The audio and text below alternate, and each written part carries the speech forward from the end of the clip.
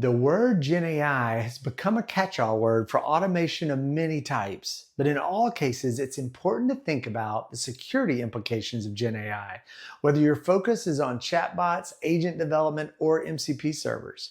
In this video, let's take a look at all three categories of AI security that we should know about to ensure our companies and our data stay safe.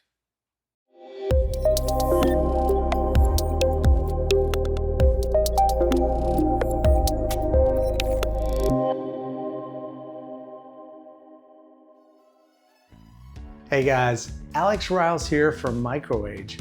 A few weeks ago, I had a great opportunity to go to the RSA Cybersecurity Conference. I go every year and it's so much fun. It's the biggest cybersecurity conference of the year. And every year that I go, the show floor seems to have a theme to it. It's almost like all the vendors coordinate on a topic. And this year, I'm sure it would shock you to know that the theme was GenAI. So every single vendor had some sort of coordinated marketing material about how they're helping secure clients from the threat that GenAI might impose. Now, while I was there a few weeks ago, I had the opportunity to meet with 6 or 7 different startups in the AI security space. And I'll admit that when I showed up at the show, I really thought of AI security as one particular type of security. But when I walked away at the end of the week, I realized there's really 3 different areas of AI security that we all need to be thinking about. So what I thought I'd do today is share with you these 3 areas of AI security. The first one is an area that's probably the most common. I think this is the one most companies are already implementing if they're starting to implement AI security, and it's the one that executives seem to be the most familiar with. And I call it AI security for your workforce. And your workforce is your employees. And the truth is, whether you know it or not, your employees are using GenAI tools almost every day.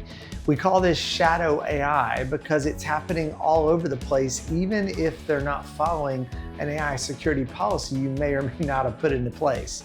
So people are using different LLMs to ask information, do research about their jobs, write content. They might be using Copilot or ChatGPT or Perplexity, Anthropic, maybe Grok, but they're using it to great advantage. The question is, are they doing it safely and securely?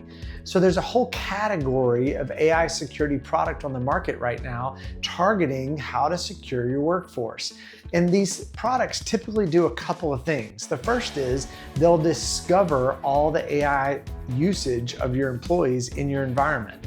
I have deployed an AI security technology here at MicroAge, and it does a couple of great things for me. First of all, there's an agent that deploys to every single laptop, so I know all the different large language model solutions that people are chatting with chatbots. I also know the agents that they might be using and interacting with. And while I'm not necessarily looking at the chat prompt history, I am using AI to detect the sentiment of the prompts used by my employees. For instance, we can use data pattern matching to see, are the prompts including important data matches with personal information, URLs, financial data, email addresses. And I can also look at the sentiment of a prompt to detect data categories, like is the prompt about a healthcare question? Or is it source code, maybe like a function call they uploaded into Claude Code trying to write some application or debug a particular function? So I can use data categories and data patterns to then write policies that can do various things. For instance, maybe I can create a policy that says I don't want to allow anybody to interact with Copilot with their personal email account.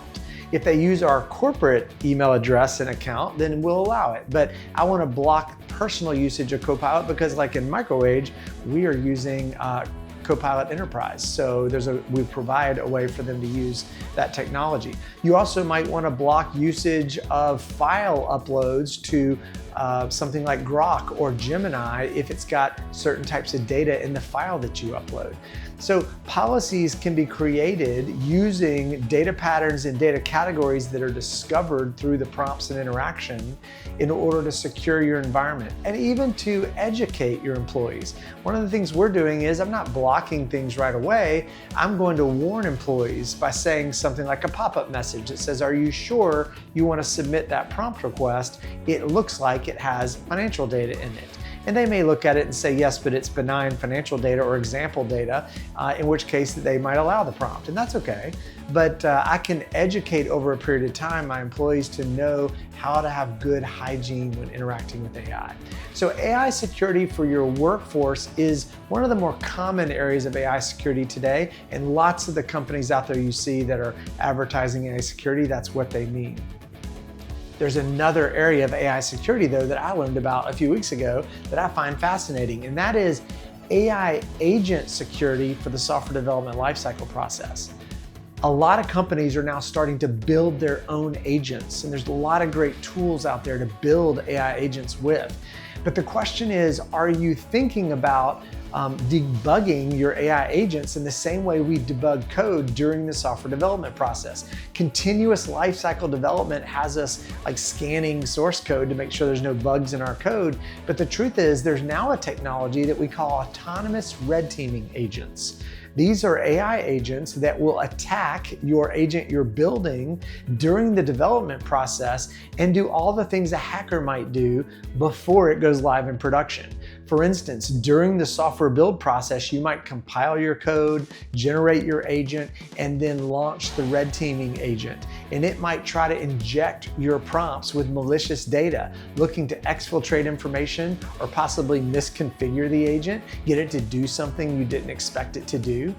These are all capabilities of these autonomous red team agents. You might want to try to force it or trick it into connecting to an MCP server that you didn't intend for it to connect to. This is prompt injection, right?